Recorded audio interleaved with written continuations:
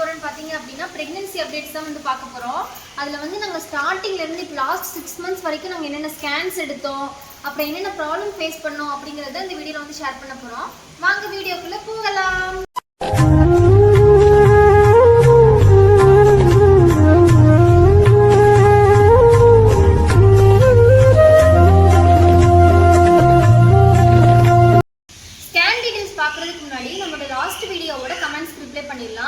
First comment வந்து பாத்தீங்க அப்படின்னா அங்கன்வாடி சத்துணவு மாவு வாங்குறது எப்படின்னு கேட்டிருக்கீங்க.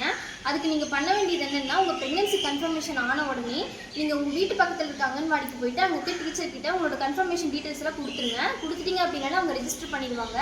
அவங்க ரெஜிஸ்டர் பண்ணதுல இருந்து பாத்தீங்க அப்படின்னா மந்த்லி உங்களை கான்டாக்ட் பண்ணி சத்துணவு மாவு உங்களுக்கு கொடுத்துருவாங்க. அப்படின்னா நீங்க உங்களை கான்டாக்ட் பண்ணி சத்துணவு மாவு வாங்கிக்கலாம். அடுத்த கமெண்ட் என்னன்னு பாத்தீங்க அப்படின்னா, RCHID அப்ளை பண்றதுக்கு ரேஷன் கார்டு தேவையான்னு கேட்டிருக்கீங்க. அதுக்கு ரேஷன் கார்டெல்லாம் தேவையில்லைங்க. உங்களோட ஆதார் கார்டும் உங்களோட பாஸ்போர்ட் சைஸ் போட்டோ இருந்தாலே போதும், நீங்க அப்ளை பண்ணிக்கலாம். நெக்ஸ்ட் கமெண்ட் வந்து பாத்தீங்க அப்படின்னா, ஸ்வீட் சாப்பிடலாமா அப்படின்னு கேட்டிருக்கீங்க. நீங்க எப்போ உங்களோட பிரெக்னன்சியை வந்து கன்ஃபார்ம் பண்றீங்களோ அப்போலேருந்து ஸ்வீட் சாப்பிட்றது வந்து அவாய்ட் பண்ணிக்கிறது நல்லதுன்னு தான் நான் சொல்லுவேன். கண்டிப்பா வந்து எல்லாருக்குமே ஸ்வீட் சாப்பிடணும் கிரேவிங்ஸ் வந்து அதிகமாக தான் இருக்கும். அதுக்கு நீங்க என்ன பண்ணலாம்னா, டேட்ஸ், ஃப்ரூட்ஸ் இந்த மாதிரி சாப்பிட்டுக்கலாமே தவிர ஸ்வீட் சாப்பிட்றது அவாய்ட் பண்ணலாம். ரொம்ப ஆசையாக இருந்துச்சு அப்படின்னா லைட்டாக கொஞ்சமாக நீங்கள் சாப்பிட்லாம். ஆனால் டாக்டரோட ப்ரெஸ்கிரிப்ஷன் இல்லாமல் நீங்கள் வந்து சாப்பிடாதீங்க. உங்களுக்கு சுகர் இருந்துச்சுன்னா நீங்கள் கண்டிப்பாக சாப்பிடவே கூடாது. இப்போ ப்ரெக்னன்சிக்கு ட்ரை பண்ணிட்டு இருக்கவங்களாம் நாள் தள்ளி போச்சு அப்படின்னாலே உங்களுக்கே தெரியும் இது வந்து பேபிக்காக தான் தள்ளி போயிருக்கா என்ன அப்படின்னு சொல்லிட்டு. அப்படி உங்களுக்கு டவுட்டாக இருந்துச்சு அப்படின்னா நீங்கள் என்ன பண்ணணும் அப்படின்னா, பக்கத்தில் இருக்க மெடிக்கல் ஷாப்புக்கு போயிட்டு ப்ரெக்னன்சி கிட் இருக்கும், அதை நீங்கள் வீட்டுக்கு வாங்கிட்டு வந்துட்டு ஏர்லி மார்னிங் யூரின் சாம்பிள் இருக்கு இல்லையா, அதை எடுத்து நீங்கள் டெஸ்ட் பண்ணீங்க அப்படின்னா அதில் உங்களுக்கு டபுள் கோடு வரும். ப்ரெக்னெண்ட்டாக இருந்தீங்க அப்படின்னா டபுள் கோடு வந்துருச்சு அப்படின்னாலே நீங்கள் லேட் பண்ணாமல் என்ன பண்ணணும்னா, பக்கத்தில் இருக்க நல்ல ஹாஸ்பிட்டலாக போயிட்டு நீங்கள் வந்து உங்களோட கரு வந்து இருக்கா இல்லையா அப்படிங்கிறது நீங்கள் செக் பண்ணி பார்த்துக்கலாம். அப்போ ஒரு ஸ்கேன் எடுப்பாங்க. அந்த ஸ்கேனில் தான் உங்களோட கரு வந்து உறுதி செய்வாங்க. அப்புறம் உங்களோட பேபி வந்து இருக்கு அப்படின்னு சொல்லிட்டு கன்ஃபார்ம் பண்ண உடனே பார்த்தீங்க அப்படின்னா உங்களுக்கு வந்து தேவையான டேப்லெட்ஸ்லாம் உங்கள் உடம்புக்கு ஏற்ற மாதிரி எழுதி கொடுப்பாங்க. எங்களுக்கு வந்து ஃபோலிக் டேப்லெட் வந்து கொடுத்துருந்தாங்க, அப்புறம் வேற கால்சியம் டேப்லெட் கொடுத்துருந்தாங்க, அவ்வளோதான். அதுக்கப்புறமேட்டு என்ன நடந்துச்சு அப்படின்னா, ஒரு 10 days கழிச்சு எங்களை வர சொல்லியிருந்தாங்க. நம்ம வந்து ப்ரெக்னன்சி கிட்ட வச்சும் கரு உறுதி செஞ்சுட்டாங்க இல்லையா, அந்த கன்ஃபர்மேஷன் வச்சும் பேபி வந்து க்ரோ ஆயிரும் அப்படின்னு சொல்ல முடியாது.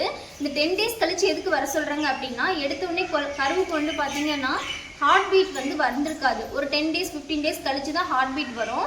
ஸோ அதனால தான் வந்து ஒரு 10 days 15 days கழிச்சு வர சொல்லி டாக்டர் சொல்லுவாங்க. நாங்களும் அந்த மாதிரி வந்து 10 days கழிச்சு போனோம். எங்கள் பேபிக்கு வந்து ஹார்ட் பீட்டும் வந்து கரெக்டாக வந்துச்சு. அந்த டைமில் எடுத்த ஸ்கேன் தான் இது. அந்த ஸ்கேனை வந்து நம்ம என்னன்னு சொல்லுவோம்னா ஏர்லி ப்ரெக்னன்சி ஸ்கேன்னு சொல்லுவோம். இந்த ஏர்லி ப்ரெக்னன்சி ஸ்கேனில் தான் குழந்தையோட ஹார்ட் பீட்டை வந்து உறுதி செய்வாங்க. இது வந்ததுக்கு அப்புறமேட்டு தான் நம்ம அடுத்தடுத்த ஸ்டெப்பு வந்து போக முடியும். அப்புறம் எங்கள் பேபிக்கு வந்து ஹார்ட் பீட் வந்துருச்சுன்னு ரொம்பவே ஹாப்பியாக இருந்தோம். ஏன்னா நிறைய பேர் வந்து குழந்தைக்கு ஹார்ட் பீட் வந்தால் தான் வந்து உங்களோட கரு வந்து கன்ஃபார்ம் ஆகும் அப்படின்லாம் சொல்லி பயமுறுத்திட்டு இருந்தாங்க. எங்களோட ஃப்ரெண்ட்ஸ் சர்க்கிளும் சரி, ரிலேட்டிவ்ஸும் சரி, எல்லாரும் சொல்லி ரொம்ப பயமுறுத்திட்டாங்க. நாங்கள் எந்த ஒரு ஸ்கேன் எழுதி கொடுத்தாலுமே அதை பற்றி நாங்கள் யூடியூப்பில் வந்து சர்ச் பண்ணுவோம். யூடியூப்லேயும் பார்த்தீங்க அப்படின்னா நிறைய பேர் வந்து பயமுறுத்தி தான் வந்து வீடியோஸ்லாம் போட்டிருந்தாங்க. ஸோ நாங்கள் எங்கள் வீடியோ பார்க்குறவங்களுக்கு சொல்லிக்கிறோம், நீங்கள் அந்த மாதிரிலாம் எந்த பயமும் படாதீங்க. நீங்கள் கேஷுவலாக இருந்தீங்க அப்படின்னாலே உங்கள் பேபி வந்து நல்லபடியாக வளரும்.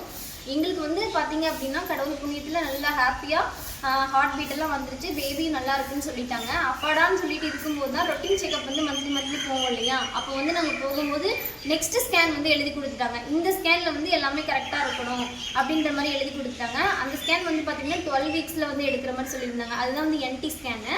ஸோ NT ஸ்கேனில் பார்த்தீங்க அப்படின்னா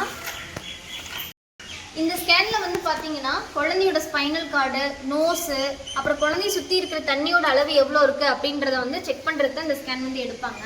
இந்த ஸ்கேனில் எங்களுக்கு எல்லாமே நல்லா இருந்துச்சு. ஆனால் குழந்தைக்கு மட்டும் நோஸ் மட்டும் அன்ஆசிஃபைடுன்னு வந்துருச்சு. அதாவது நாசல் போன் வந்து டெவலப் ஆகலை இன்னும் அப்படின்னு சொல்லிட்டாங்க. அதை இப்போ கேட்டு நாங்கள் ரொம்பவே பயந்துட்டோம். எங்கள் வீட்லேயும் சரி எல்லாருமே ரொம்ப பயமுறுத்திட்டாங்க. வீட்லேயும் ரொம்ப பயந்து தான் இருந்தோம். டெய்லி ப்ரேயர் பண்ணிட்டு அப்படியே தான் இருந்தோம்.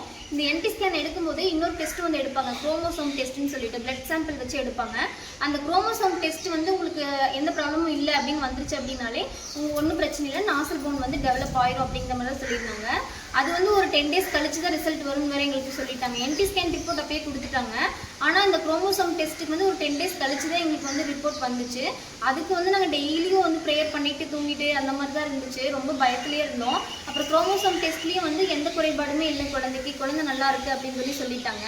ஸோ இந்த நாசல் போன் திருப்பி வளர்ந்துருச்சா அப்படின்னு செக் பண்ணுறதுக்கு எங்களுக்கு வந்து 18th வீக்கில் இன்னொரு ஸ்கேன் வந்து எடுக்கணும்னு சொல்லியிருந்தாங்க. அது வந்து ஏர்லி அனாமலி ஸ்கேன் அப்படின்னு சொல்லியிருந்தாங்க. அதில் வந்து பார்த்தீங்க அப்படின்னா எங்களுக்கு நாசல் போன் வந்துருச்சா அப்படின்னு செக் பண்ணணும்னு சொன்னாங்க. இதுங்க அந்த ரிப்போர்ட்டு உங்களுக்கு காட்டுறேன்.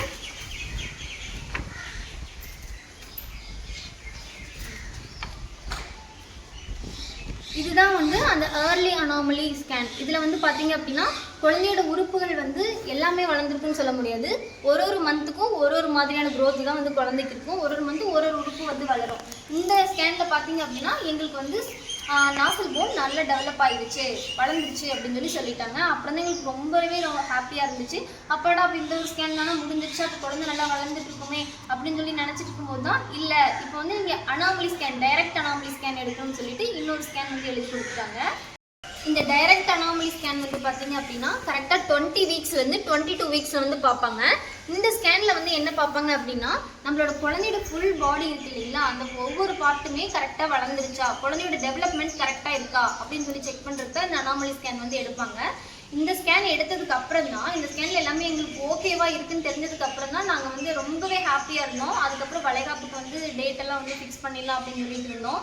அதே மாதிரி நீங்களும் வந்து ப்ரெக்னெண்ட்டாக இருக்கீங்க அப்படின்னா இந்த அனாமலி ஸ்கேனுக்கு அப்புறமேட்டு நீங்கள் வந்து உங்களோட வளைகாப்பை வந்து நீங்கள் வந்து பிளான் பண்ணிக்கலாம். அதுக்கு முன்னாடி நீங்கள் எதுவும் வந்து யாருக்கிட்டையும் சொல்லாமல் வச்சுக்கிறதுமே நல்லதுன்னு தான் நான் சொல்வேன். ஏன்னா அந்த நாசல் போனுக்கே வந்து இங்கே நாங்கள் ரொம்ப பயந்துட்டோம், எல்லோரும் ரொம்ப பயப்படுத்திட்டாங்க.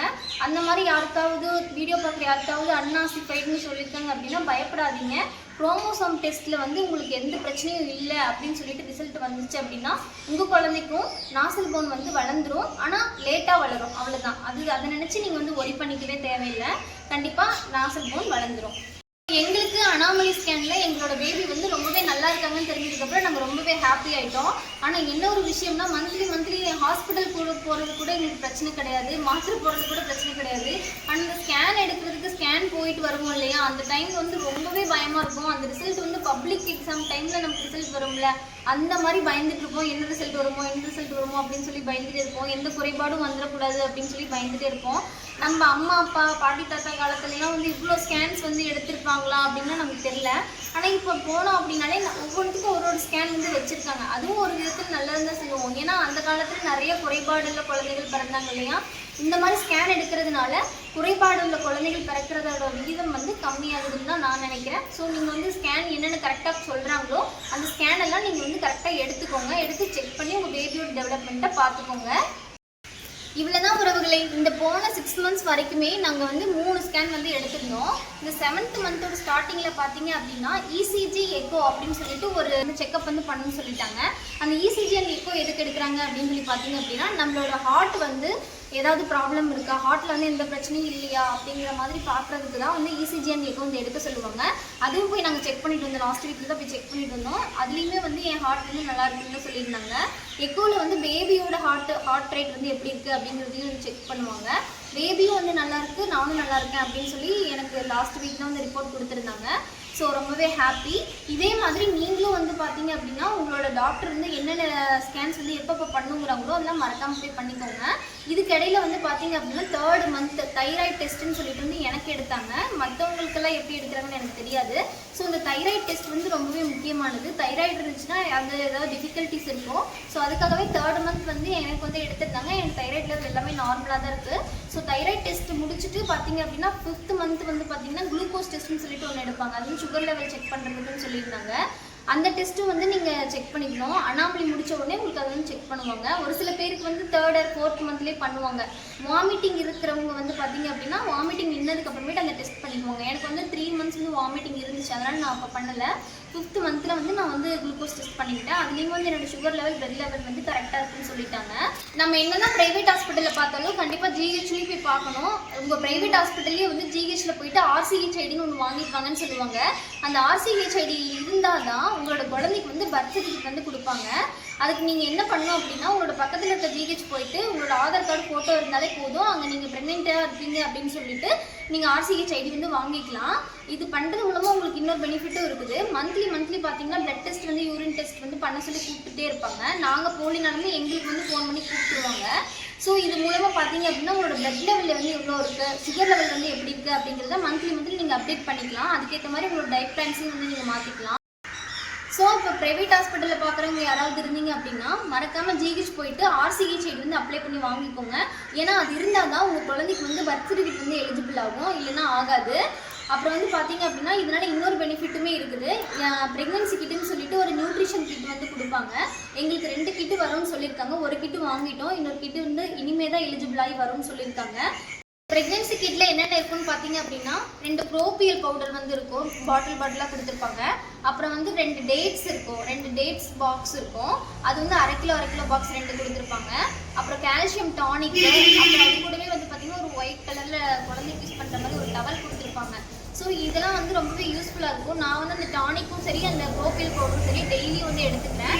எனக்கு வந்து அது ரொம்பவே யூஸ்ஃபுல்லாக இருக்குது, பெனிஃபிட்டாக இருக்குது. நம்ம என்ன தான் ப்ரைவேட்டில் பார்த்தாலும் கவர்மெண்ட்டில் ஃப்ரீயாக கொடுக்குற அந்த நியூட்ரிஷனை வந்து நம்ம எடுத்துக்கிறதுல தப்பு இல்லை. நீங்களும் வந்து யூஸ் பண்ணிக்கோங்க, வேஸ்ட் பண்ணிடாதீங்க அலட்சியமாக நினச்சிட்டு.